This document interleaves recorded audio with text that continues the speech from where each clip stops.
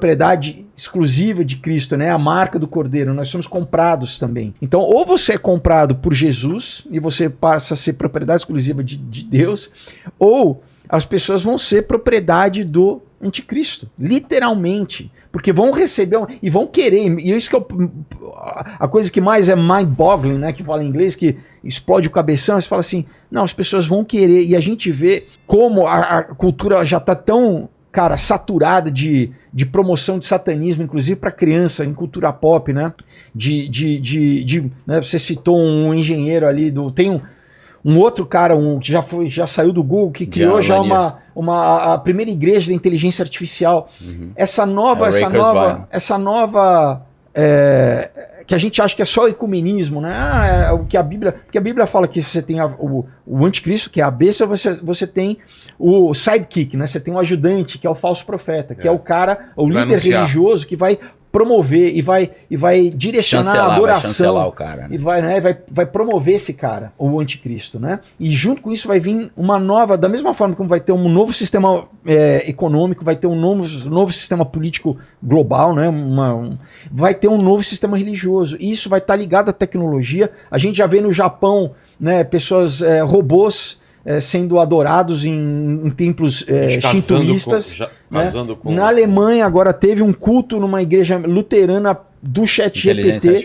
O ChatGPT fazendo culto. A pregação. Então, cara, a gente está vivendo num momento que de novo, é muito... Se você entende toda essa convergência... É um quebra-cabeça, mas quando monta, você fala, caramba... Ninguém sabe o dia e a hora, né? Ninguém sabe o dia e a hora. Agora que tá próximo, tá. E Jesus falou, olha...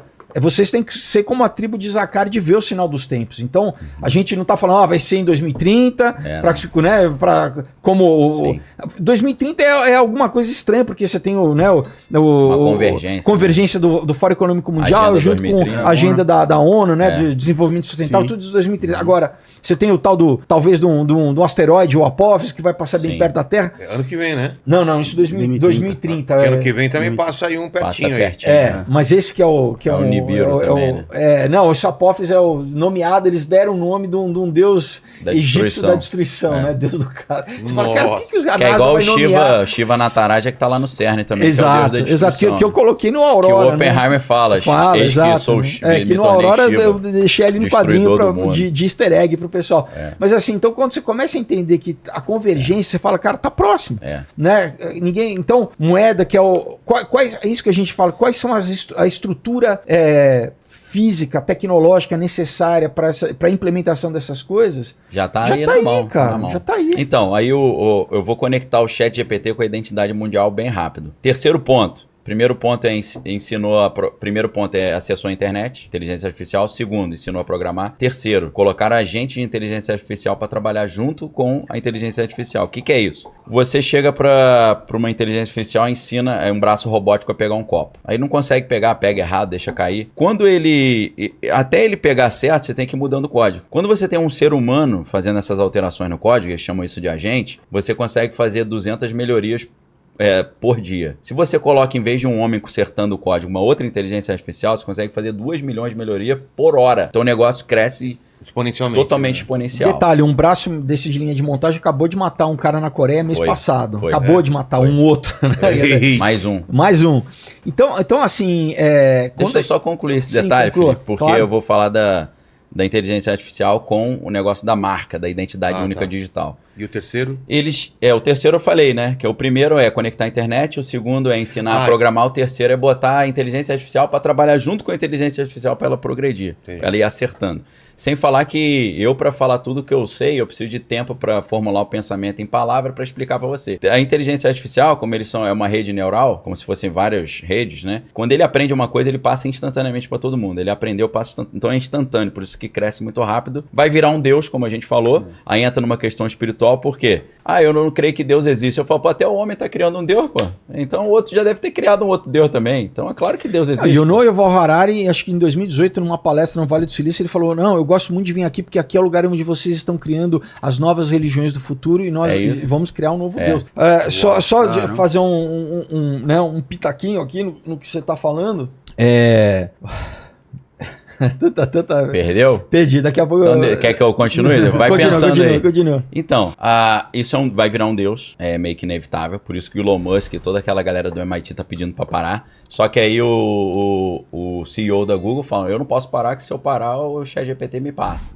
Aí o outro, não, nem eu isso, parar, a China também fica na velha ladainha, né? Aí o Mo Gaudet, aquele cara da Google, fala, por causa da ganância a gente vai acabar com o mundo, né? Porque se chegar nesse ponto, a inteligência, eles falam até, se a inteligência artificial passar voado do ser humano para Deus, é bom, mas se eles passarem devagarinho, aí tem a guerra das Intellect Wars, que é uma guerra de pessoas que são a favor da inteligência artificial, pessoas que são contra. Isso é o que o H.G. Wells já tinha escrito lá, inclusive na Máquina do Tempo, de você fazer uma divisão da raça humana, né? De você ter os Morlocks e os outros lá que eu esqueci. Os Enhanced e os não Enhanced. Então, basicamente, não, eu não quero, então você vai abrir uma distância. Agora, mas eu lembrei o que eu ia falar. Eu sou o Hugo Degueres, que fala sobre essa guerra na China. Tem um livro do Intellect Wars.